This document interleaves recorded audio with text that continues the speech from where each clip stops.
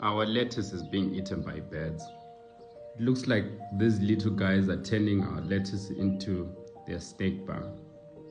Not exactly what I had in mind for the farm.